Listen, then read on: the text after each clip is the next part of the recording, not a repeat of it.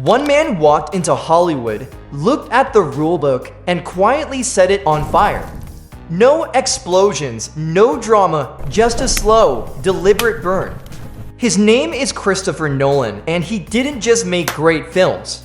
He made audiences feel stupid and genius at the exact same time, and they kept coming back for more. That is not filmmaking, that is sorcery. The film's not finished until it goes to the audience. It's the audience who finishes the film, and they tell you what it is. It started with a teenage boy in London borrowing his father's camera, filming toy soldiers on his bedroom floor. No budget, no crew, just an obsession. Nolan attended University College London, found a loophole in the Film Society's equipment policy, exploited it to its absolute limit, and eventually shot an entire feature film with a total budget of $6,000. That film was following, raw, non-linear, and completely alive. Hey, you can tell a lot about people from their stuff. How old would you say these people are? Dunno. Then came Memento, a mystery told in reverse, where the structure wasn't just a device. It was the story. See, Sammy's wife came to me. Sammy didn't have a wife. Hollywood opened the gates.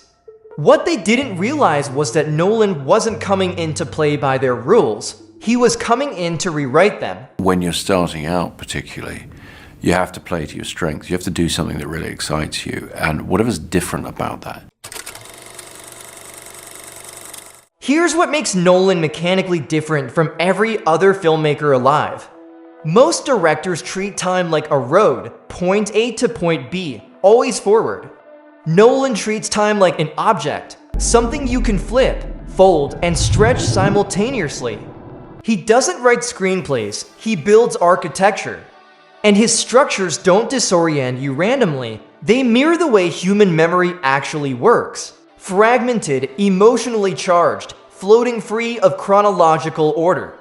His films feel true because of their complexity, not despite it. Don't let me leave, Murph! And then there's his obsession with physical reality. While Hollywood sprinted toward green screens and CGI, Nolan planted his feet and said, "No, we're doing this for real." He blew up an actual hospital for The Dark Knight. He built a genuinely rotating corridor for Inception so Joseph Gordon-Levitt could actually fight in zero gravity.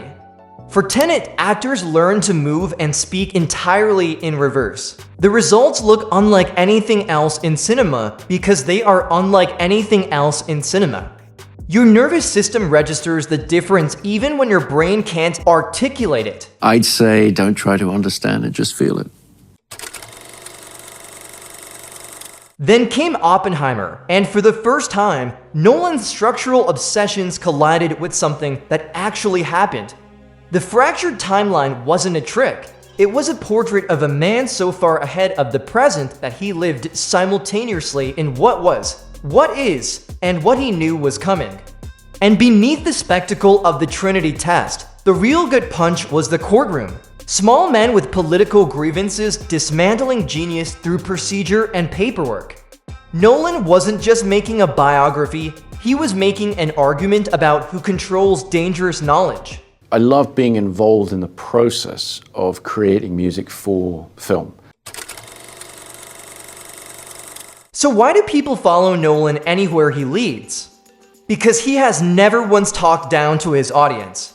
In an industry that reflexively underestimates the people buying tickets, Nolan operates from the belief that the person in that seat is smart, curious, and capable of complexity. Audiences feel respected, and feeling respected by a filmmaker is so rare that it creates loyalty bordering on irrational. Here's the question I'll leave you with. In a world constantly offering you the easy version of everything, why do you keep choosing the difficult one? Drop your hottest Nolan take in the comments. Which film broke your brain the hardest?